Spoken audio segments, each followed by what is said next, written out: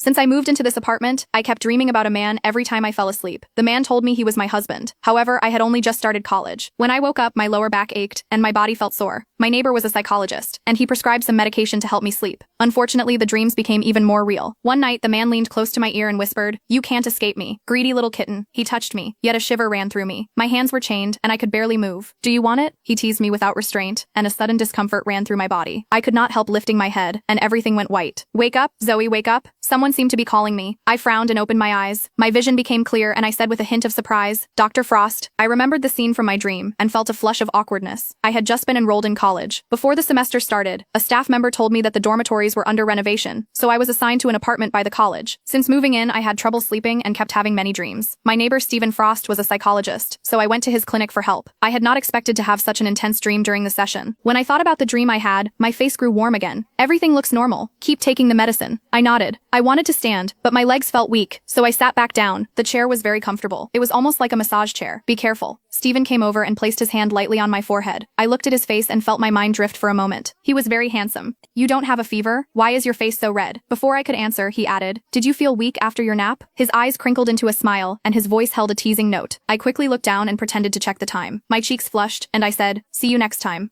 Behind me, I heard a soft chuckle. I ran all the way to class. Luckily, I was not late. After school, my classmates talked about a party that would take place over the weekend. Everyone was supposed to bring a date. At first, I planned to say no, but one of the boys said that everyone was going, and it would be a good chance to meet new people since the semester had just started. I quickly swallowed my refusal. I forced a smile and said yes. I usually spent my time alone and did not have many friends. I decided to reach out to someone online and ask them to come with me. I would see how things went tomorrow. Night came, and I felt sleepy right after taking my medicine. I muttered, "This medicine really works." Then I heard a man laugh in a low voice. I started to feel restless and thirsty. He gently lifted my chin and said, "Zoe, open your mouth." I did not know why, but something about him made me feel uneasy, and I obeyed on instinct. His grip tightened, and his other hand started teasing me. At last, I could not hold back and followed his instructions. A wave of discomfort came over me, and tears welled up in my eyes. He said in a teasing tone, "You're so weak." The next morning, I woke up feeling like I might be coming down with a cold. My throat felt sore. I turned to check the time. I was going to be late. I sat up quickly, but my body ached. When I got out of bed, my legs felt weak and shaky. I felt a little worried. I gritted my teeth and walked to the bathroom to look myself over. Everything seemed normal. I quickly got ready. As I waited for the elevator, I ran into Stephen. "Zoe, are you in a hurry?" Stephen was always polite. He always wore a gentle smile. He spoke in a calm, soft voice. His presence immediately put me at ease, and I no longer felt so flustered. "I'm meeting a classmate. Are you going out too?" We stepped into the elevator together. Stephen replied briefly in a calm voice, "It's my day off. I'm going to Sugar Frost to relax." I was surprised. Me